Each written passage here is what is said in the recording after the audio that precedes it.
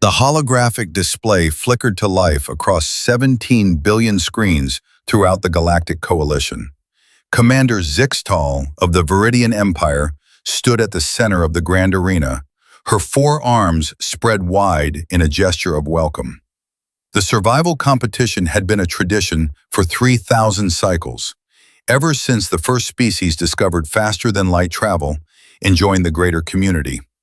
It was meant to test the natural abilities of species without the crutch of technology, to see which beings possess the greatest innate survival skills. "Welcome, citizens of the Coalition, to the Proving Grounds," Zixtal announced, her translator device converting her clicks and whistles into every known language. "This cycle, we have 40 species competing for the honor of being named the most naturally capable beings in the galaxy." In the preparation chamber beneath the arena, Sarah Chen checked her gear one final time. The 25-year-old geologist had been selected, along with her teammate, David Okonkwo, to represent humanity. It was Earth's first time participating in the competition, having only joined the Coalition 5 years earlier. The other species had decades or centuries of experience with the format. David, a 30-year-old wilderness survival instructor from Kenya, stretched his arms and rolled his shoulders. "You ready for this?" he asked, his dark eyes gleaming with excitement. "As ready as I'll ever be," Sarah replied, tying back her black hair. "Did you read through all the rules?" "Every single one," David confirmed. "No technology allowed. That means no devices, no processed materials, nothing that requires advanced manufacturing. We're going in with just the clothes on our backs and whatever we can find or make in the environment." Sarah nodded. The rules were strict and had been designed to level the playing field. The Zenthari, with their natural ability to process radiation for energy, couldn't bring their power cells. The Crystalline Collective couldn't use their quantum processors. Even the mighty Kryn, whose exoskeletons were naturally reinforced, had to leave behind their plasma weapons. Everything had to be earned from the environment itself. What the other species didn't realize was that humans had spent hundreds of thousands of years surviving without technology. While other species had evolved on worlds where resources were abundant or had discovered advanced tools early in their development, humanity had clawed its way up from the dirt. Fire, stone tools, and primitive weapons weren't ancient history to humans. They were skills that had been passed down, practiced, and refined. The chamber doors opened, and the contestants were led into the arena. The environment was a carefully constructed biome, spanning 50 square kilometers. It contained forests, rivers, mountains, and plains. The organizers had seeded it with plants and animals from various worlds, all verified as non-sentient and safe for consumption, though not all species could digest all foods. 40 teams of 2 materialized at random locations throughout the arena. Sarah and David found themselves at the edge of a dense forest, near a small stream. The sun, artificial but programmed to follow a standard day-night cycle, was already beginning its descent toward the horizon. "We have maybe 3 hours of daylight left," David observed, immediately assessing their situation. "First priority is shelter, then water, then fire." Sarah was already scanning the area. "The stream looks clean, but we should boil it to be safe. I see plenty of dead wood for a fire, and those trees over there have good branches for a lean-to." They moved with practiced efficiency. While other teams were still getting oriented, trying to figure out what to do without their technology, Sarah and David were already gathering materials. David used a sharp rock to cut through saplings, testing each one for flexibility and strength. Sarah collected dry grass and bark, sorting them by size and dryness. Within an hour, they had constructed a basic lean-to shelter against a large boulder, using branches and leaves to create a waterproof covering. The structure was simple but effective, angled to protect them from wind and rain. "Now for fire," David said, gathering a small pile of the driest material Sarah had collected. He had found 2 pieces of wood, one hard and one soft, and had already begun carving a notch in the softer piece with his sharp rock. Sarah arranged the tinder in a small nest, ready to catch the first ember. She had done this dozens of times during her geology fieldwork, but never with so many eyes watching. The camera drones floated throughout the arena, broadcasting everything to the galaxy. David began the bow drill method, having quickly constructed a bow from a curved branch in his shoelace. The stick spun rapidly in its notch, friction building, heat generating. Smoke began to rise. He increased his speed, his breathing steady and controlled. A tiny ember formed in the powdered wood dust. "There," he said calmly, carefully transferring the ember to Sarah's tinder nest. She cupped it gently, blowing softly, coaxing it to life. The smoke thickened. A small flame appeared. She quickly added it to their prepared fire pit, surrounding it with kindling. Within minutes, they had a strong, steady fire burning. In the command center overlooking the arena, Zixtal's eye stalks extended in surprise. Her assistant, a Matharian named Glix, checked the readings 3 times before speaking. "Commander, the humans have created combustion," Glix said, his voice uncertain. "Without any tools." "That's impossible," Zixtal replied. "Combustion requires either natural atmospheric ignition or technological intervention. They must have smuggled something in." "All contestants were thoroughly scanned," another assistant reported. "The humans brought nothing forbidden. They created the combustion using only wood and friction." Across the viewing platforms, where representatives from each species watched their champions, a murmur of confusion spread. The Viridians prided themselves on their intelligence and problem-solving abilities, but their planet's atmosphere had made natural fire nearly impossible. They had never needed to discover it primitively. The Zenthari had evolved beyond the need for heat. The crystalline collective had no concept of combustion at all. But the humans were boiling water in a container they had woven from plant fibers, sealed with clay from the streambed. They were cooking pieces of root vegetables that Sarah had identified as safe through a combination of observation and testing protocols that David assured the cameras were basic wilderness survival. As night fell across the arena, 40 teams tried to cope with the darkness and dropping temperature. The Phrenics, who were naturally bioluminescent, huddled together, their light making them easy targets for observers, but providing no warmth. The Talaxian team attempted to burrow into the ground, but found the soil too hard without their drilling equipment. The Kryn, despite their armored bodies, grew sluggish in the cold, their metabolisms slowing. The humans sat comfortably beside their fire, occasionally adding wood to maintain the flames. They had filled their woven containers with boiled water and had even cooked some meat from a small animal David had caught using a simple snare he had constructed from plant fibers. They talked quietly, planning their strategy for the coming days, completely unaware of the sensation they were causing. "This changes everything," Zixtal said, watching the monitors. "In 3,000 cycles of this competition, no species has ever created controlled combustion on the first day. Most never created at all." "Should we be concerned?" Glix asked. "The rules clearly state no technology, but if combustion is a natural ability for humans—" "It's not natural," Zixtal interrupted. "They learned it. They practiced it. It's a skill, not a biological function, which means it's allowed under the rules. But it also means we may have severely underestimated this new species." The night passed, and the galactic audience watched in fascination as the human team slept in shifts, one always awake to maintain the fire and watch for dangers. When dawn broke, they were already moving, having eaten a quick breakfast of cooked food and boiled water.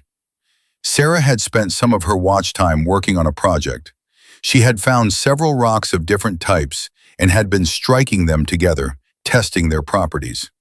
Now she held up a piece of flint and a harder stone. "I can make better cutting tools with this," she explained to David. "The flint will flake in predictable ways. We can make knives, scrapers, arrowheads." Arrowheads? David grinned. I like the way you think. Let me work on a bow while you do that. We're going to need better hunting tools if we want to stay ahead. They set to work, and the galaxy watched as Sarah demonstrated the art of napping, striking the flint at precise angles to create sharp flakes. She worked carefully, deliberately producing several crude but effective cutting implements. Meanwhile, David selected a strong, flexible branch, stripped it, and strung it with braided plant fiber. He carved arrows from straight sticks, notching one end and sharpening the other. When Sarah handed him the flint arrowheads, he attached them to the arrows with more plant fiber and tree sap he had collected, creating adhesive. The finished product was primitive by modern standards, but would have been considered excellent craftsmanship 10,000 years earlier on Earth. These will work, David said, testing the bow's draw. We can hunt larger game now and defend ourselves if needed. The competition rules stated that violence between teams was not forbidden, though it was discouraged. The arena was large enough that teams rarely encountered each other on the first few days, but having weapons was a significant advantage, and the other species were beginning to realize it. A Viridian research team was frantically searching their historical databases, trying to find any reference to their own species creating fire or tools from natural materials. They found nothing. Their evolution had taken a different path, their intelligence developing in ways that led directly to advanced technology without the intermediate steps that humans had required. The same was true for most of the other species. They had evolved with natural advantages that humans lacked. Some could survive without food for weeks. Others could drink salt water or filter toxins naturally. A few could see in the dark or sense electromagnetic fields. But none of them had needed to create fire or fashion weapons from stone and wood. Those skills had been unnecessary for their survival, so they had never developed them. Humans, by contrast, had been forced to innovate. Their bodies were relatively weak, their senses limited, their natural defenses minimal. They couldn't outrun most predators or overpower most prey, so they had learned to create force multipliers, to shape their environment, to use their intelligence not just to understand the world, but to change it. Now that evolutionary history was playing out on a galactic stage, Sarah and David moved through the forest with confidence, their fire still burning back at their camp, their tools improving with each hour, their shelter expanded and reinforced. They were thriving in conditions that had other teams struggling just to find food and water. By the end of the second day, 3 teams had already activated their emergency beacons and withdrawn from the competition, unable to cope with the basic survival requirements.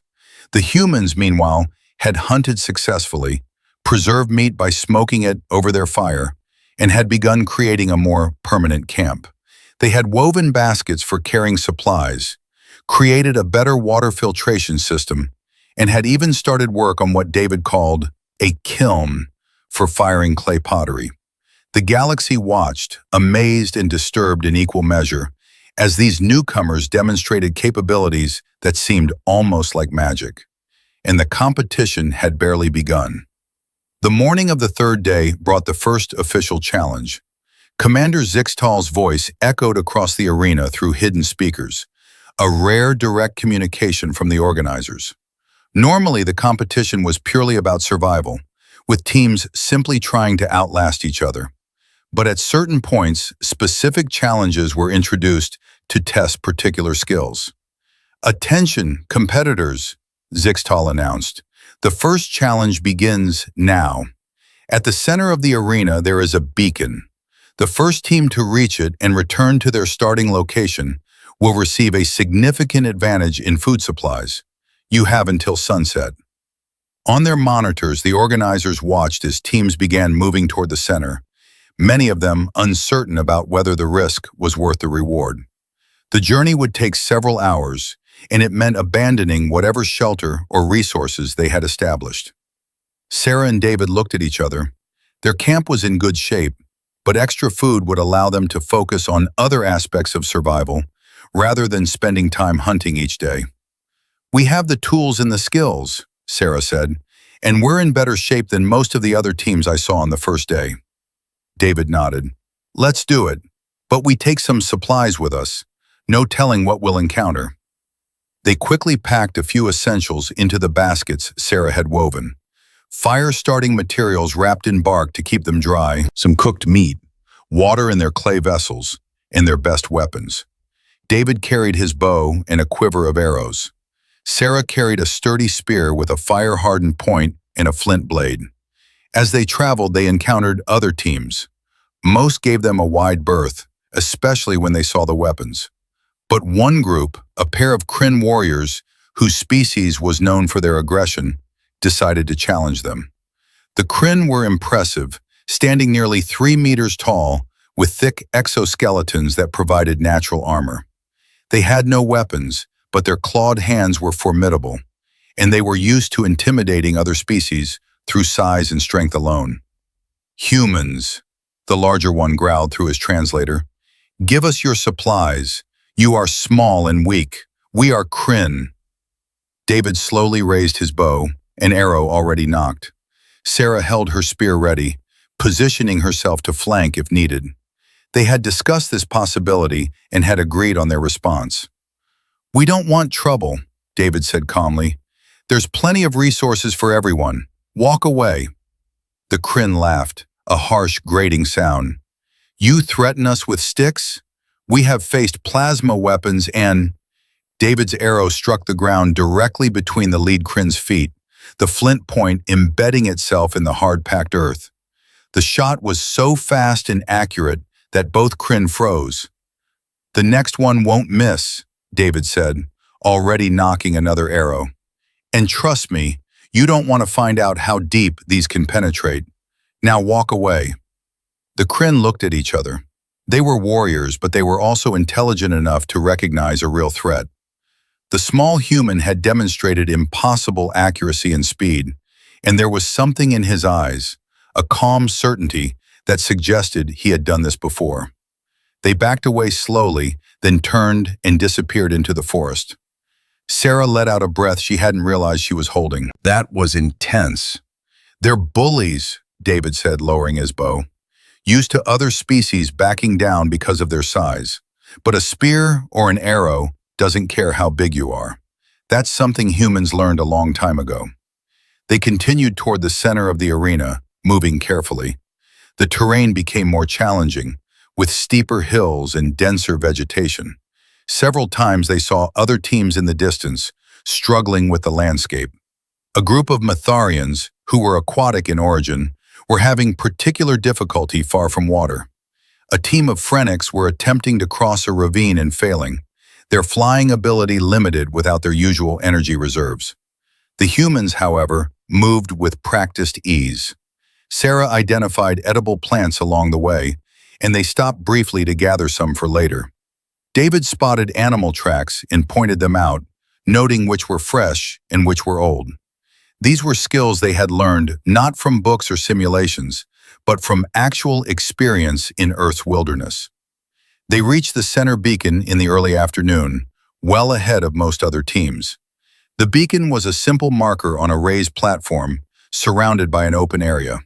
As they approached, they saw that one other team had already arrived, a pair of Viridians who were examining the beacon with their typical analytical intensity. The Viridians looked up as the humans approached. One of them, whose translator identified her as Scholar Plix, raised a hand in greeting. Well met, humans, she said. It seems we are the first to arrive. The challenge stated that the first team to return to their starting location would win. Shall we simply acknowledge each other's presence and depart? Sarah nodded. That seems fair. We have no quarrel with you. Plix's eye stalks focused on the weapons David and Sarah carried, then on the basket of supplies, then on the clearly well-prepared state of both humans. If I may ask, Plix said carefully, how did your species develop these primitive technologies? Our research shows that most civilizations skip this phase, moving directly from basic tool use to advanced technology. David smiled. We didn't skip it, we lived it. For hundreds of thousands of years, this was our technology. We learned to create fire before we learned to write. We made stone tools before we understood metallurgy. We survived ice ages and megafauna predators with nothing but these skills. Plix's eye stalks quivered, a sign of deep thought in Viridians. I see. We evolved on a world with abundant resources and fewer natural threats. Our intelligence developed to understand our environment, not to fight against it. We discovered quantum mechanics before we ever needed to create combustion. Different paths, Sarah said. Not better or worse, just different. Perhaps, Plix replied, but in this context your path seems to have provided advantages that ours did not. I will be honest, Scholar Chen. My partner and I are uncertain if we can return to our starting location before sunset. We have been wandering for hours, and we are not confident in our navigation. Sarah and David exchanged looks. The Viridians had been respectful and honest, and humanity's reputation in the coalition was still being formed. How they acted now would matter. Follow us, Sarah said. We're heading back in a direction that will take us near your starting location. We can guide you. Plix's eye stalks raised in surprise. You would help your competitors? We're all out here together, David replied. And like Sarah told those Kryn earlier, there's plenty for everyone. No reason to let someone get lost when we can help. As they traveled back, the Viridians observed everything the humans did. How David navigated by the sun and by landmarks he had memorized on the way in. How Sarah identified a game trail that made travel easier. How they both moved efficiently, conserving energy while maintaining a good pace. Your species is remarkable, Plix said. I confess, when Earth joined the coalition, many of us thought humans were, forgive me, rather unremarkable. No natural armor, no special sensory organs, average intelligence by galactic standards. But we failed to consider that your lack of natural advantages forced you to develop skills that others never needed. We like to think we're good at adapting, Sarah said. It's kind of our thing. They reached the Viridian starting area first, and Plix and her partner thanked them profusely before rushing to their own beacon. Then Sarah and David made their way back to their camp, arriving with an hour of sunlight to spare.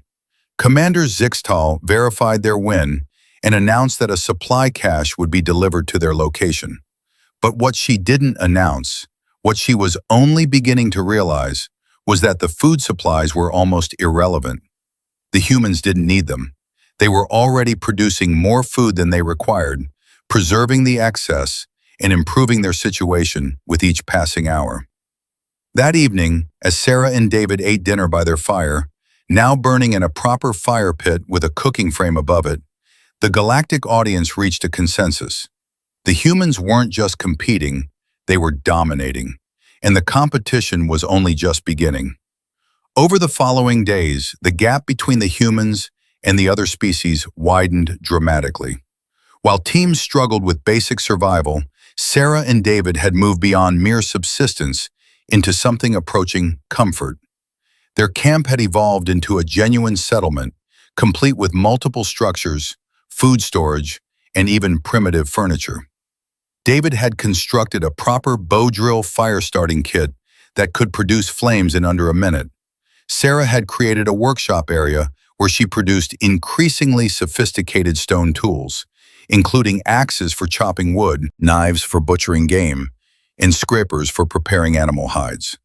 They had hunting weapons, fishing equipment, and traps scattered throughout their territory. The shelter had been expanded and improved. They had built a raised sleeping platform to keep them off the cold ground, insulated with dried grass and animal furs. The walls were now double-layered for better insulation, and they had created a smoke hole for their fire that could be opened or closed depending on the weather. But what truly amazed observers was their continued innovation. Sarah had discovered clay deposits near the stream and had begun creating pottery. She built a simple kiln using rocks and mud, then fired clay vessels that could hold water without leaking and withstand direct heat from the fire. This allowed them to boil water more efficiently and to cook more complex meals. David focused on improving their hunting capabilities. He created deadfall traps for small game, fish traps for the stream, and a clever snare system that could catch birds. He also began working with the animal hides Sarah prepared, creating containers, cordage, and even basic clothing items to supplement their increasingly worn original clothes. Back home, this would take weeks or months, David said one evening as he worked on tanning a deer-like creature's hide. But we're moving faster because we already know what we're doing. No trial and error, just execution. Sarah nodded, carefully shaping a clay pot. I keep thinking about what Plix said, how most species skip this phase. Can you imagine not knowing how to start a fire? Not understanding basic tool-making? It's so fundamental to being human.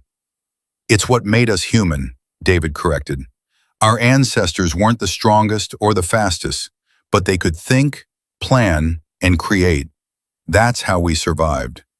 The camera drones continued their constant observation, and the galactic audience remained captivated.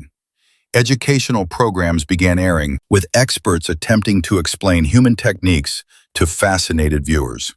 The concept of primitive technology became a trending topic across the coalition networks. Some species attempted to replicate what they saw the humans doing. A team of young crystalline tried to create fire using the friction method, but their crystalline appendages couldn't generate enough heat, and they lacked the understanding of the process to troubleshoot. A Matherian team attempted to make stone tools, but couldn't figure out how to control the flaking process, resulting in useless shards. The Viridians, being highly intelligent and analytical, made the most progress. After their encounter with Sarah and David, Plix and her partner had carefully observed every human technique they could access through the public broadcast. They managed to create serviceable stone tools and had even succeeded in making fire once, though they couldn't reproduce it reliably. By the 10th day of the competition, 20 teams had withdrawn.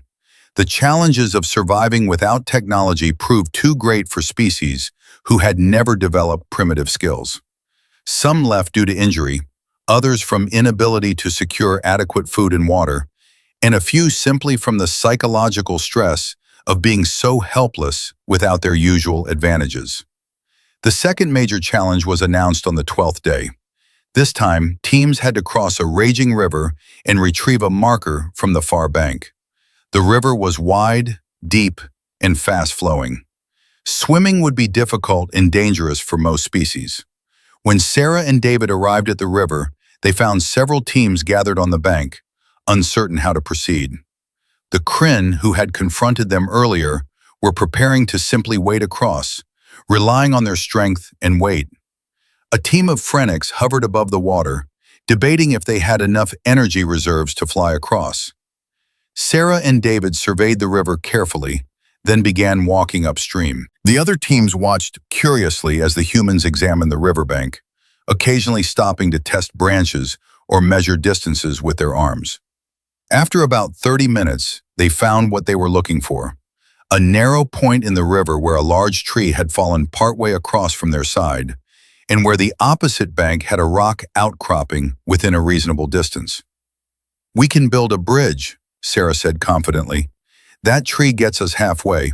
We just need to span the gap." They spent the next 2 hours gathering materials. Using their stone axes, they felled several small trees, choosing ones that were long and relatively straight. They used cordage made from plant fibers and animal sinew to lash the logs together. David tested every knot carefully, applying his full weight to ensure they would hold. Other teams began gathering to watch. This was something they had never seen before: the construction of a large structure from raw materials. The engineering wasn't complex by modern standards, but it was far beyond what any of them could have conceived. When the bridge was complete, David tested it first, moving carefully across the lashed logs. The structure flexed and swayed, but held firm. He retrieved the marker and returned, demonstrating that the bridge was safe. "Anyone can use it," Sarah called out to the assembled teams. "We built it for ourselves, but there's no reason others can't benefit." One by one, teams made their way across, some more confidently than others.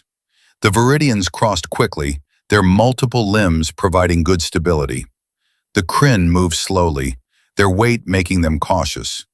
Even the Phoenix, who could have flown, used the bridge to conserve their energy. Commander Zixtal watched this from the control center, her mind racing. The humans had not only solved the challenge, but had created a solution that benefited everyone. This level of practical problem solving, this ability to reshape the environment itself, was unlike anything she had seen before. They're not just surviving, Glix observed. They're thriving. Look at their vitals. Their stress levels are lower than most teams on day one. They're actually enjoying this. It was true.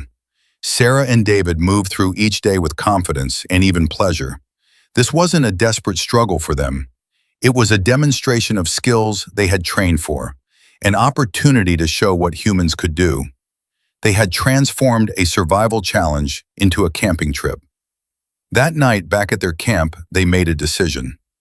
"We should start teaching," Sarah said. "The other teams are struggling. Some of them might not make it if things continue like this."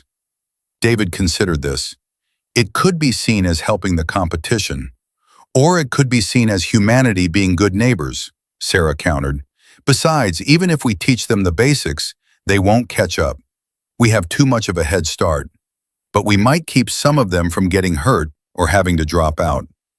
The next morning, they erected a sign near their camp, made from a flat piece of wood with burned markings. "Fire starting lessons. All welcome." The response was immediate. Within hours, several teams had found their way to the human camp, drawn by curiosity and desperation. The Viridians came, of course, eager to learn. A young pair of Talaxians arrived, their burrowing instincts of little use in the current environment. Even a team of proud Zenthari showed up, their usual arrogance subdued by days of struggling in the cold without their natural radiation absorption. Sarah and David spent the afternoon teaching. They demonstrated the bow drill method, explaining the physics of friction, the importance of dry materials, and the patience required to nurse an ember into flame. They showed how to select the right stones for tools, how to strike them at the correct angle, how to identify which rocks would flake predictably. Some students picked it up quickly. The Viridians' analytical minds grasped the principles immediately, though their physical execution remained clumsy. The Talaxians struggled but persisted, eventually managing to produce smoke, if not flame. The Zenthari grew frustrated and left, still refusing to accept that they needed help from such a primitive species. "Why are you doing this?" Plix asked during a break. "Helping your competitors makes no strategic sense." David smiled. "Maybe not in terms of winning the competition, but Earth is still new to the coalition. We want to be known as the kind of species that helps, not the kind that hoards knowledge." "Besides," Sarah added, "these skills belong to all of humanity. They're part of our heritage. It seems wrong to keep them secret just for a competition." Word of the human teaching camp spread throughout the arena. More teams arrived over the following days, some seeking specific help with particular skills, others just wanting to observe and learn what they could. The human camp became a gathering place, a neutral ground where different species could interact without competition or conflict. Commander Zixtal found herself facing an unexpected dilemma. The competition was meant to identify the species with the greatest natural survival abilities. The humans were clearly winning, but they were also changing the nature of the competition itself. By teaching others, they were elevating everyone's capabilities. "Should we stop this?" Glix asked. "It's unprecedented." Zixtal's eye stalks waved thoughtfully. "The rules forbid bringing in outside technology or assistance, but there's nothing that prohibits teaching or cooperation between teams. In fact, one could argue that the ability to teach, to share knowledge and build community is itself a survival skill.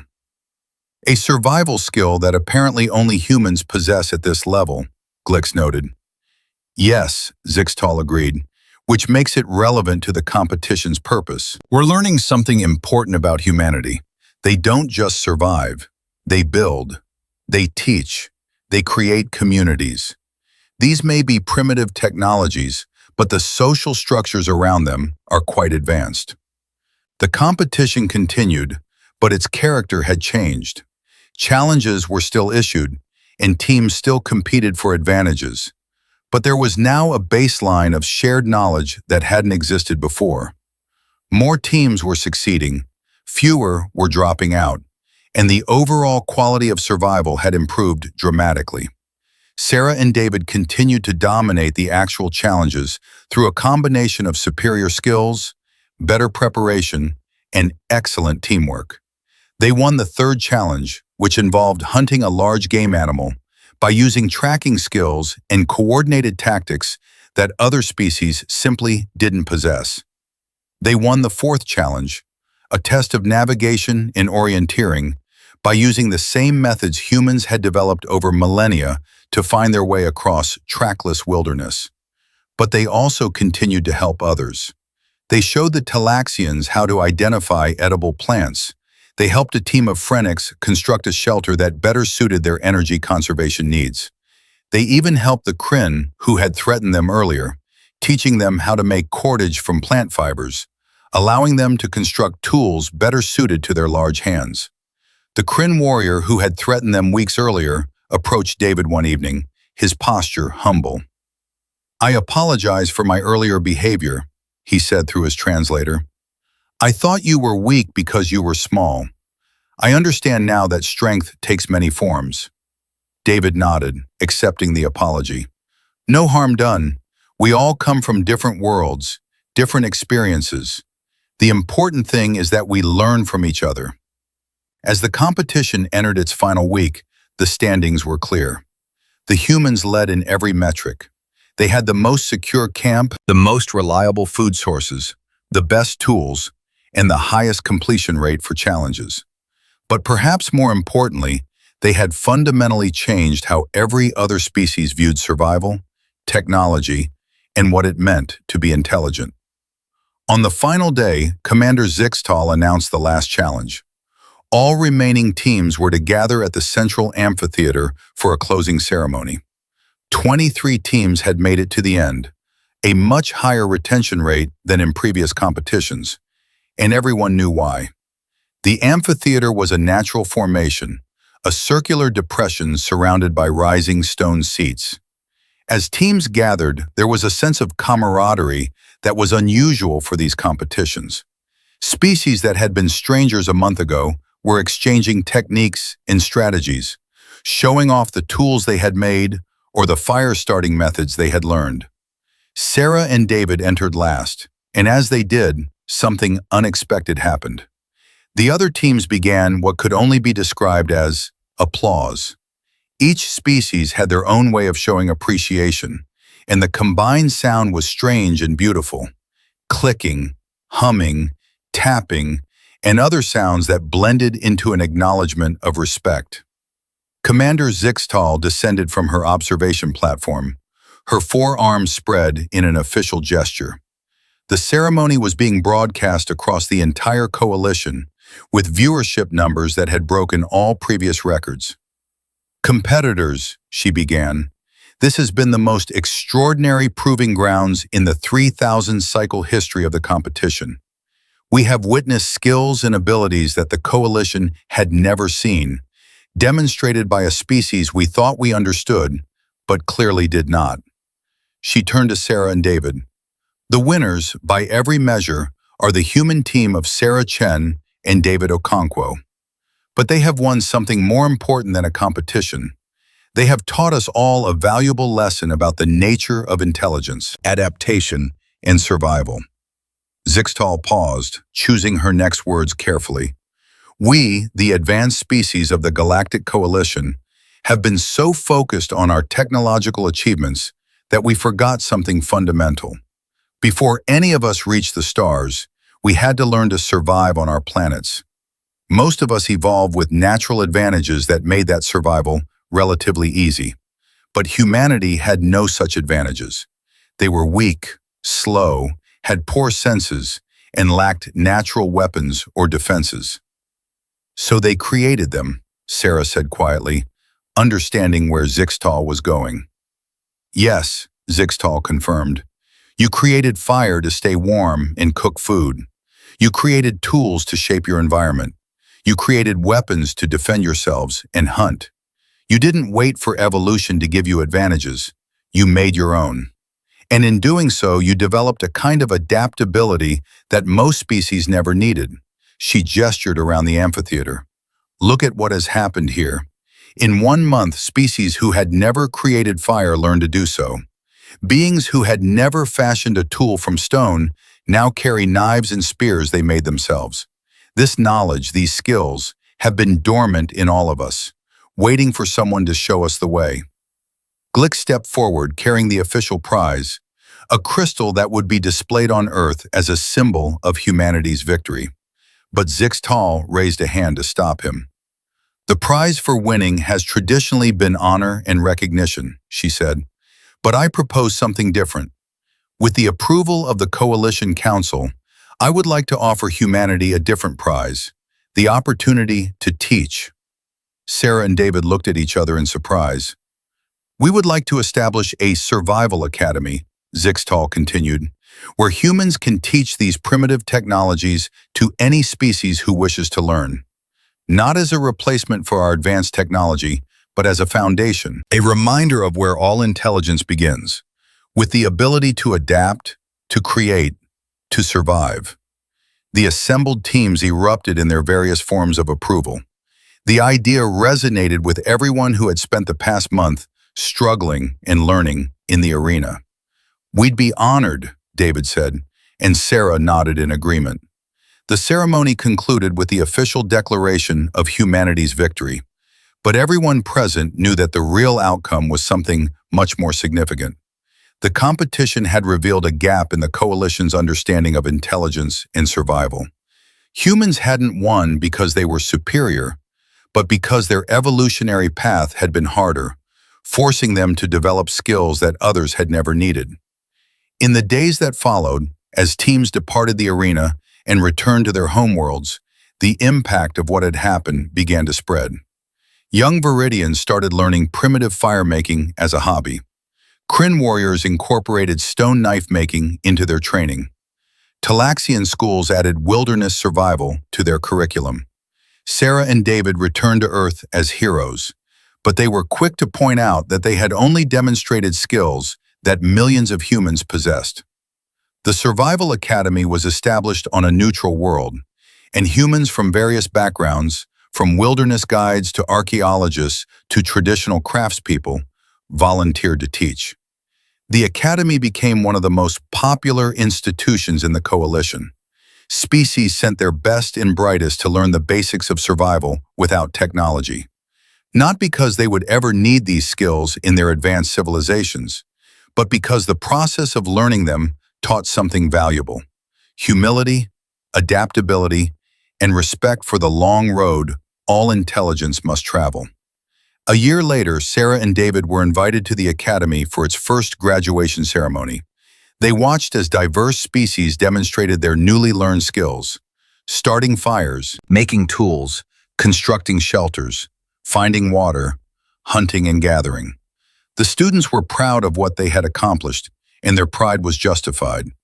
You know what's funny? Sarah said to David as they watched a young crystalline successfully start a fire, its crystal structure reflecting the flames beautifully. We humans have been so focused on catching up to the other species technologically. We built spaceships and warp drives and quantum computers because everyone else had them. We never thought we might have something unique to offer. We're good at starting from nothing, David agreed, at building something from raw materials and determination. That's not primitive, that's foundational. Commander Zixtal approached them, her eye stalks raised in a gesture of respect that she had learned from human body language studies.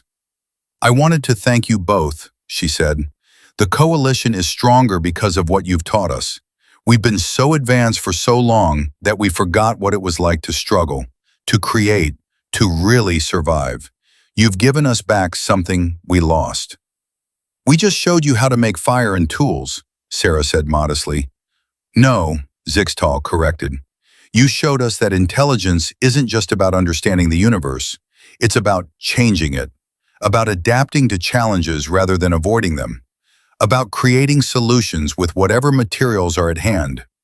These are human traits, born from human history, and they've enriched the entire galaxy. As the sun set on the Academy that evening, hundreds of small fires dotted the landscape, each one tended by students from different worlds, all of them learning the first and most important technology that humanity had ever discovered. The fires represented something more than heat or light. They represented the human spirit, the refusal to accept limitations, the drive to create tools and solutions, the willingness to teach and share. The Galactic Coalition had banned all technology from their survival competition, thinking it would level the playing field. What they had discovered instead was that humans had already won.